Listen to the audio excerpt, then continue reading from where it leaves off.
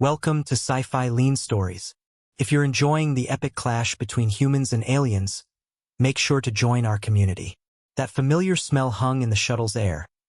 Recycled oxygen, plastic seals, dust from some cadets' boots. Nothing dangerous, just the routine stench of a space bus. Cadet Dial felt his fluid shift. It was moving too much. His species had this problem. Gravity lived inside them. Every shift, every fluctuation, every planet's pull, and now, descending toward Vexus 7, that fluid had become an ocean in his own torso. 72 hours, he said to himself. Just 72 hours. Across from him, a human was tying her boots. She sat down, checked her laces once, then retied them like this was her daily morning ritual. 2 pulls, then she stood. Dial picked up his med scanner. Freya, 22 years old, astrophysics student.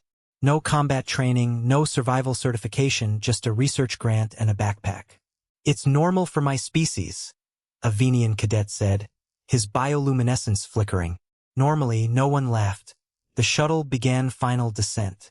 Gravity sensors screamed, 0.6 G, then 1.2 G, then 2.1 G. Dial's fluid pushed against his ribs from the inside. His hand clenched the console seat. Freya pulled a small mirror from her pocket.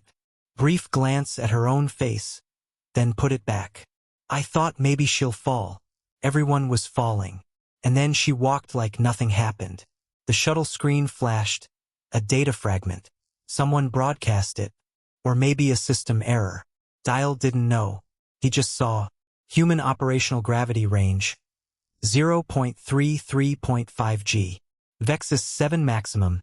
2.1 G. Status. Within recreational parameters. The screen went black. Dial looked at Freya. She was standing. Perfect balance. Boots tied. Mirror back in her pocket. You knew? He asked. Freya shrugged. That's just gravity. Dial's fluid moved for 1 second. Stop moving. I'll be honest with you.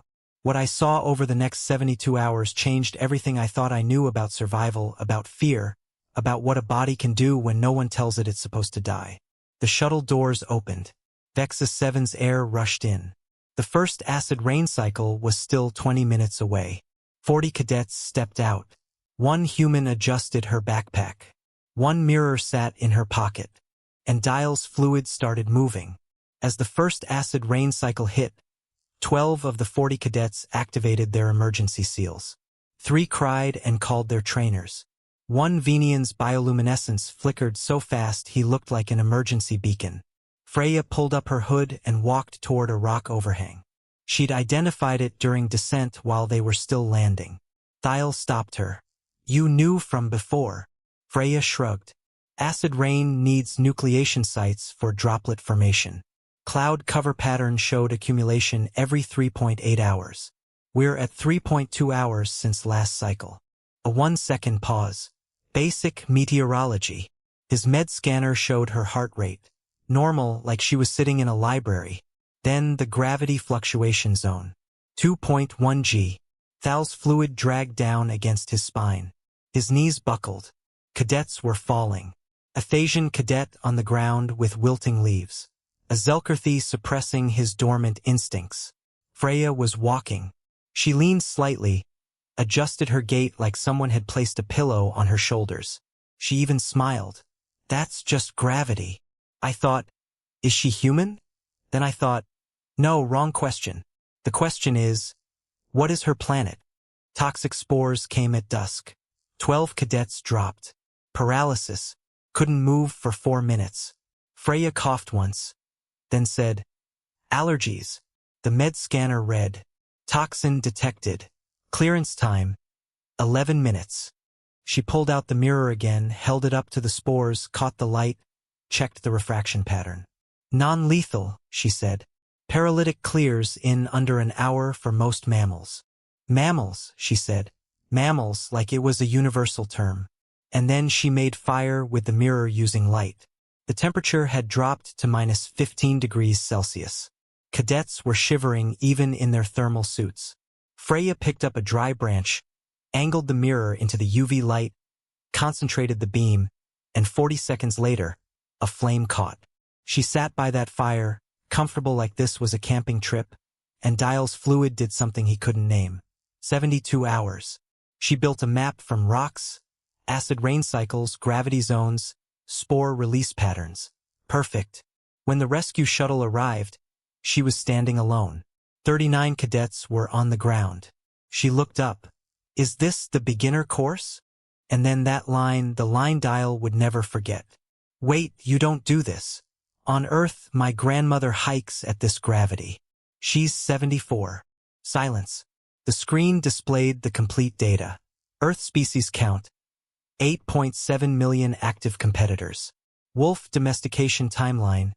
15,000 years. Humans befriended an apex predator and made it sleep in their beds. Human bite force under adrenaline. 3,000 newtons. Exceeds Vexus 7. Geological pressure rating for surface minerals. Planet classification Class 7. Human home planet classification. Class 12. Operational margin. 5 classes. Class 12. Their home. Class 12.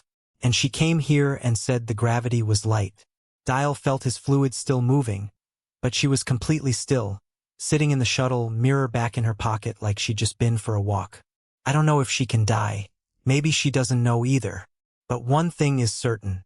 As long as she doesn't tell herself she can die, no one can kill her. Comfort or horror. Maybe both. Dial's fluid slowly settled. First time in 72 hours. Ahead, in the Academy Survival Museum, a small mirror sits, simple. The plaque beneath it reads, Standard Human Field Equipment. Multi-purpose.